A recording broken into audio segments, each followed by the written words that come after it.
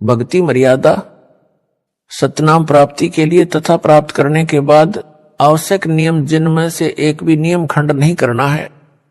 यदि निम्न नियमों का पालन नहीं कर सकते तो सतनाम ना ले।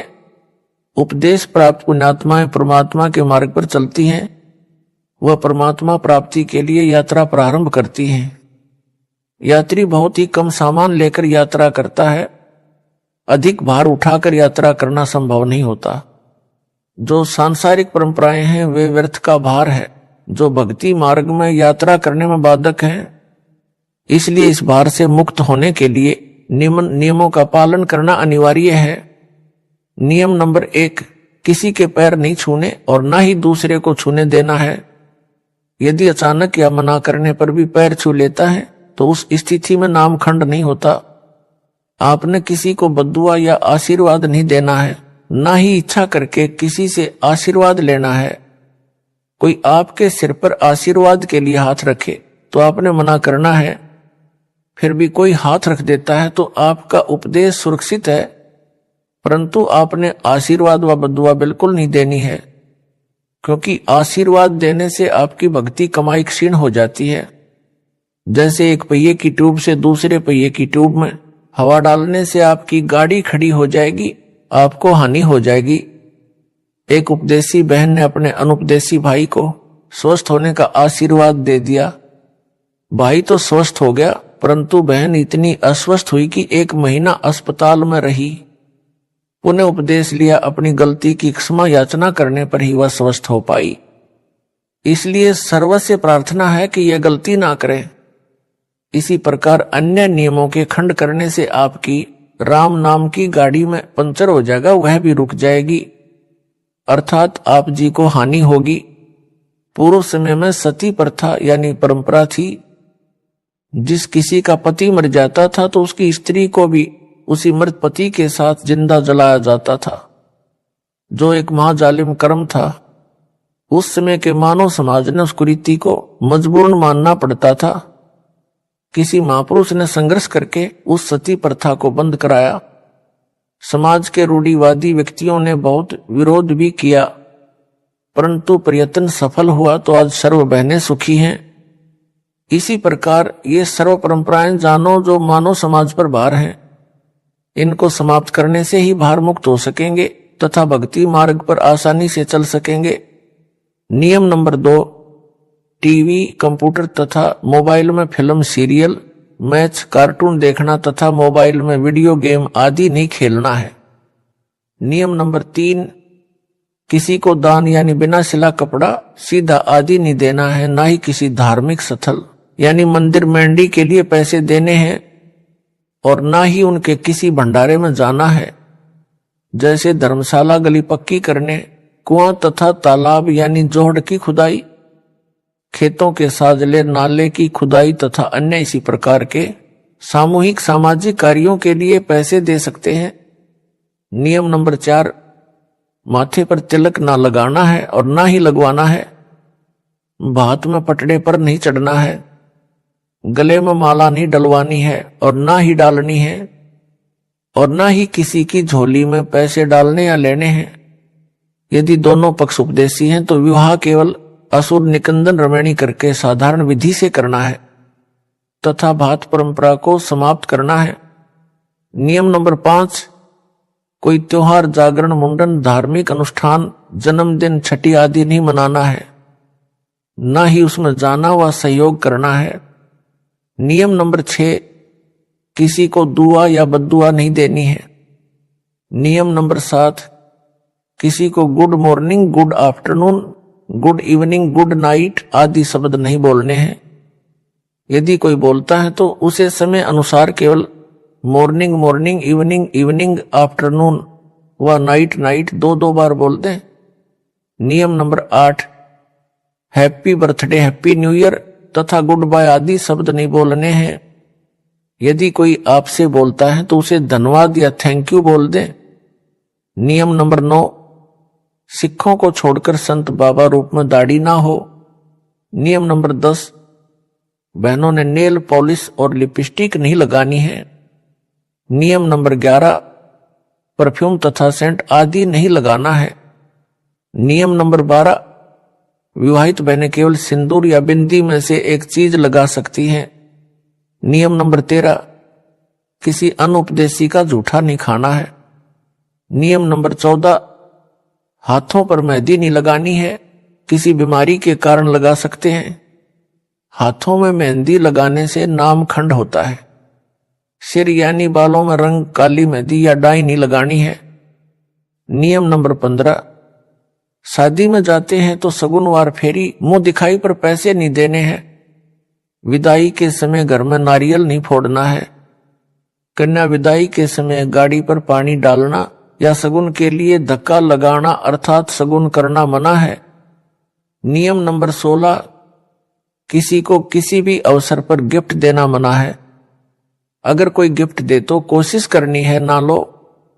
अगर कोई पीछे से रख जाए या डाक या कोरियर द्वारा भेजे तो उसको रख ले, उनके उपलक्ष्य में कुछ रुपए दान आश्रम में कर दें। नियम नंबर 17, परिवार में किसी के भी शादी हो तो परिवार के अन्य सदस्यों के लिए कपड़े आदि नहीं देने व नहीं लेने हैं। नियम नंबर 18, कन्या दान रूप में कपड़े गहने आदि नहीं देने हैं।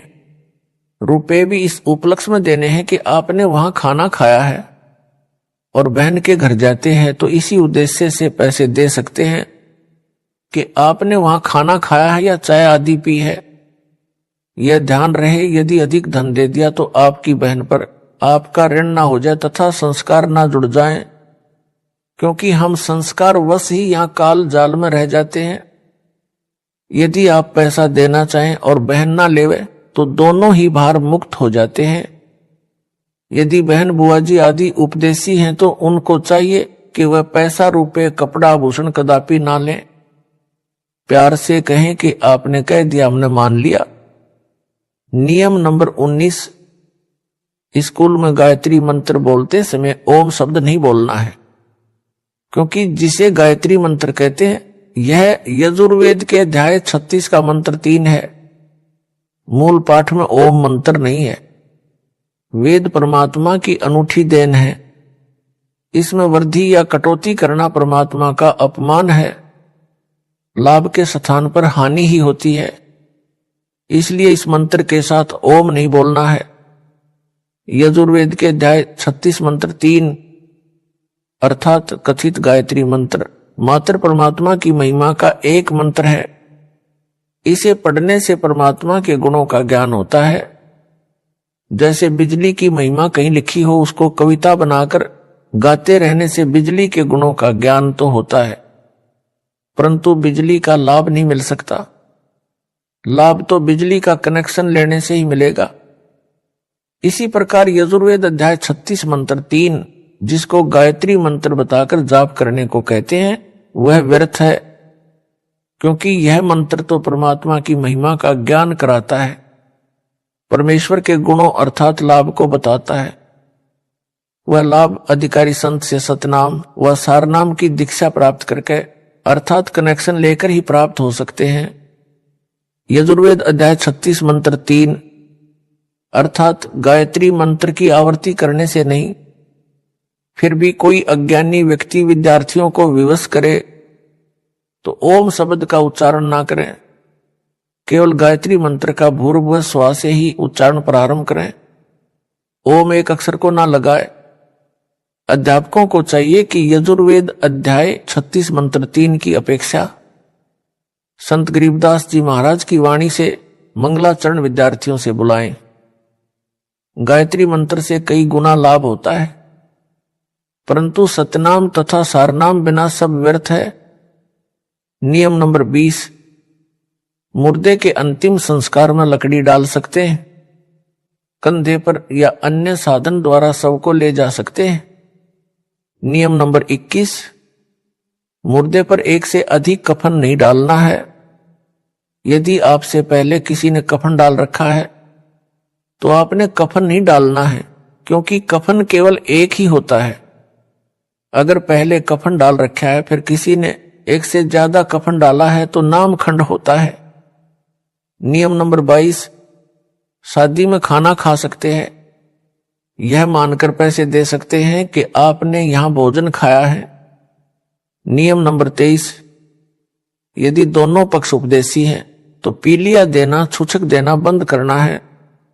एक पक्ष अनुपदेशी है तो केवल 2-2 जोड़ी कपड़े केवल जच्चा व बच्चे के देने हैं।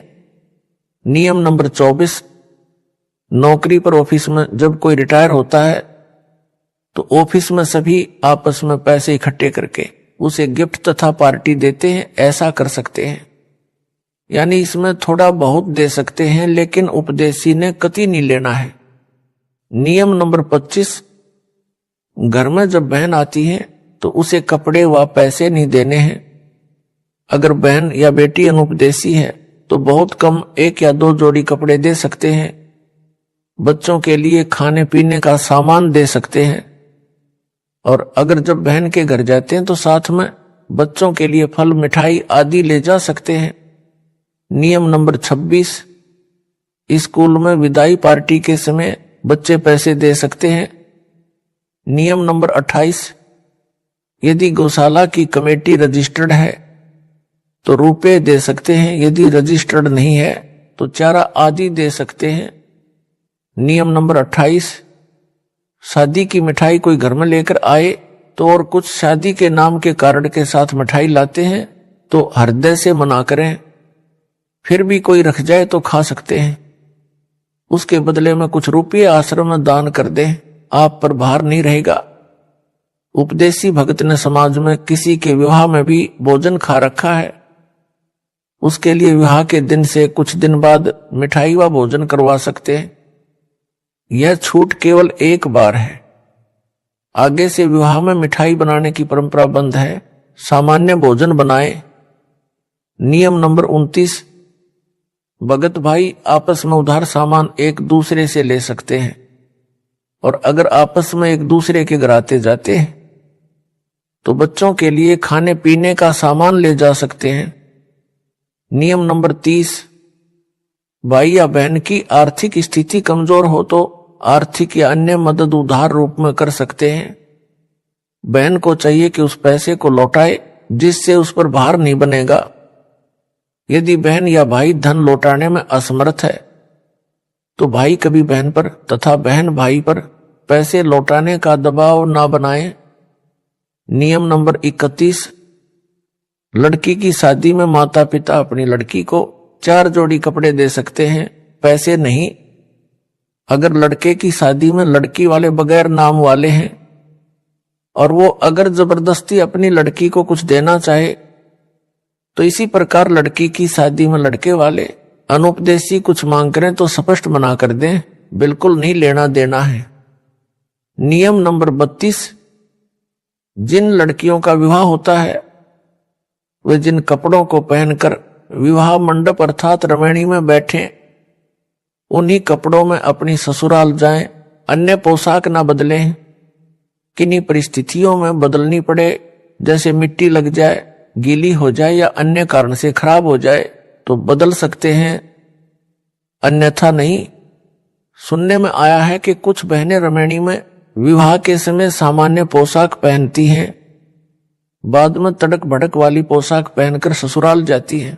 वह मर्यादा के विरुद्ध है। विवाह के समय जैसी भी नई या पुरानी पोशाक पहन रखी है उसी को पहनकर ससुराल जाए। अन्य या उपरोक्त परिस्थितियों में पोशाक बदली जा सकती है।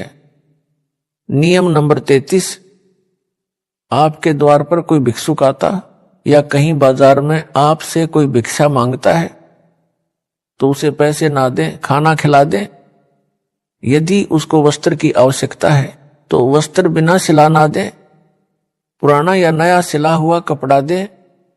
कंबल चद्दर भी पुराना दे, नहीं तो अधिकतर भिक्षुक शराबी कबाबी हैं। नए कपड़ों को बेचकर शराब आदि नशीली वस्तुओं का प्रयोग करते हैं, वह दोष दान करने वाले को भी लगेगा। एक श्रद्धालु ने कहा कि ये अच्छा सा नहीं लगता कि भिक्षुक को रुपए ना दें, आत्मा नहीं मानती। उसके लिए उत्तर तथा एक उदाहरण यह है कि एक भद्र पुरुष ने एक भिखारी को 100 रुपए की भिक्षा दे दी। पहले वह भिक्षुक पाव शराब पीता था, अपनी पत्नी व परिवार को परेशान करता था। उस दिन 100 रुपये प्राप्त होने के कारण उस भिखारी ने आधा बोतल शराब पी ली।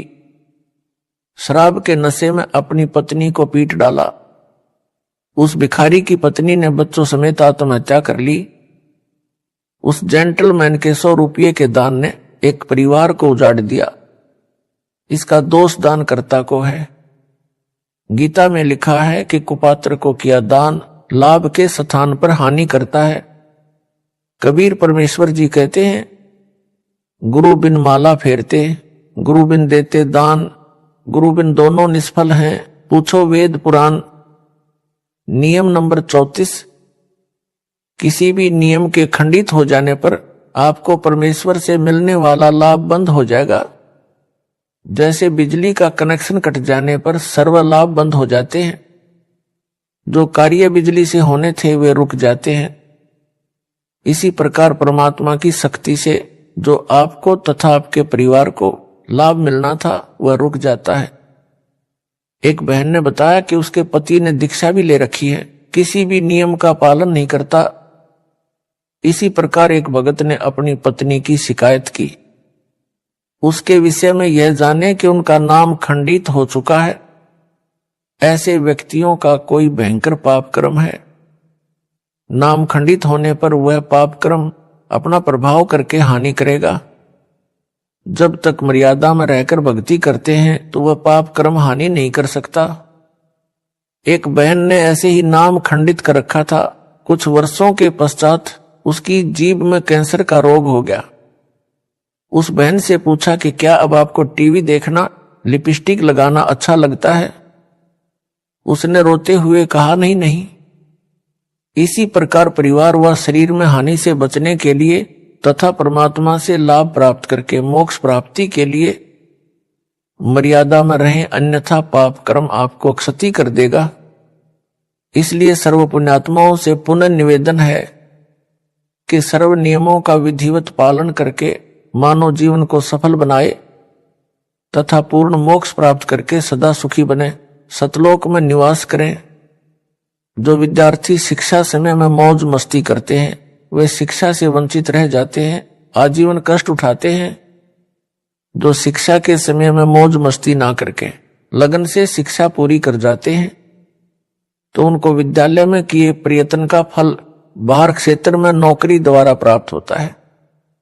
इसी प्रकार सर्व मानव परमात्मा प्राप्ति के विद्यालय में विद्यार्थी यानी भगत हैं। जो भगत मौज मस्ती करते हैं, भक्ति तथा नियमों का पालन ना करके अन्य प्राणियों के शरीरों में घोर कष्ट उठाएंगे। जो लगन के साथ मर्यादा में रहकर परमेश्वर कबीर जी की भक्ति साधना मुझ दास से प्राप्त करके आजीवन करते रहेंगे, उनको सतलोक में सर्व सुविधाएं प्राप्त होगी। वहां वृद्ध अवस्था नहीं है, मृत्यु भी नहीं होती, ऐसा ही जीवन है। नर नारी व परिवार है, वह कभी मृत्यु को प्राप्त नहीं होता। इसलिए सत्य भक्ति करके अपना जीवन सफल बनाएं। जिस सत्य भक्ति से आपको यहां भी सर्व आवश्यक सुख सुविधाएं प्राप्त होंगी तथा पूर्ण मोक्ष भी मिलेगा। विशेष छूट, समाज में स्थान बनाने के लिए विशेष छूट दी जाती है। संत रामपाल दास का निवेदन दिनांक 17 फरवरी 2018 से लागू। पहला, लड़की की बिना नाम वाले परिवार में शादी होती है और ससुराल वाले आन उपासना के लिए मजबूर करते हैं। जैसे उनके देवी देव धाम पर उनके साथ जाने के लिए, वहां पर धोख लगाने के लिए कहते हैं, तो उपदेशी बेटी उनके साथ सैर सपाटा जानकर चली जाए। जैसा वे कहें करती रहे, परंतु मंत्र अपना जाप करती रहे। यदि वहां कोई तिलक लगाता है तो लगवा ले, तुरंत उतार दे। यदि हाथ के नाला यानी धागा बांधता है तो बाद में तोड़ फेंके। दूसरा, यदि किसी त्योहार पर भोजन बनाने के लिए कहे तो बना दे, उसे खा भी ले परंतु भोग वाला ना खाए। यदि भोग लगाकर सब भोजन में मिलाते हैं तो उसे ना खाए, अपना भोजन अलग निकाले या भिन्न बना ले। तीसरा, बात के समय यदि किसी उपदेशी को जाना पड़े, यदि मजबूरी है तो कोई बात नहीं है। चौथा, यदि कोई माला डालता है तो उसे हाथ में पकड़ ले। यदि डाल दी जाए तो तुरंत निकाल ले। 5वां, यदि किसी अधिकारी या राजपद प्राप्त भगत को कोई उद्घाटन रस्म करनी पड़े तो अनिच्छा से एक ड्रामा समझ कर करे। 6वां, यदि सरकारी कर्मचारी या अधिकारी का या प्राइवेट नौकर को या पुत्रावधुआ पत्नी को निषेध वस्तु लेने के लिए आदेश होता है तो बचे। यदि मजबूरी हो तो ला सकता है, जैसे शराब सिगरेट लाने, मांस बनाने, यानी फौज में या होटल में या कहीं नौकरों को व विवाहित बहनों को सास ससुर पति आदि आदेश दे तो मजबूरी मानकर दुखी मन से परमात्मा से क्षमा मांग कर करे। कुछ दिन में परमात्मा अड़चन समाप्त कर देता है। पहले उनको मना करे कि मैं यह पाप नहीं कर सकता, कर सकती, फिर भी जोर दे तो कहे कि इसका पाप आपको लगेगा, कहकर कर दे। 7वां, यदि सैनिक या सिपाही को गोली मारने का आदेश होता है तो मना ना करे, क्योंकि वह दोष आदेश करने वाले को लगता है, उसकी नौकरी यही है। रण में शहीद हुए सैनिक व सिपाही को स्वर्ग प्राप्ति होती है। 8वां, विशेष परिस्थिति में बालों में रंग कर सकते हैं, हर्बल वाला यानी आयुर्वेद वाला। 9वां, कई बेटियों बहनों को बिगड़ी परिस्थितियों में कार्यालय में लिपस्टिक लगाने के लिए मजबूर किया जाता है। उनके लिए छूट दी जाती है कि कार्यालय में जाने से पहले लगा ले तथा छुट्टी के बाद तुरंत उतार दे। कोशिश करे ना लगाए तो अच्छा, यह स्वास्थ्य के लिए भी हानिकारक है। प्रचार प्रसार समिति, सतलोक आश्रम, चंडीगढ़ रोड, बरवाला जिला, हिसार, हरियाणा, भारत। सब्सक्राइब।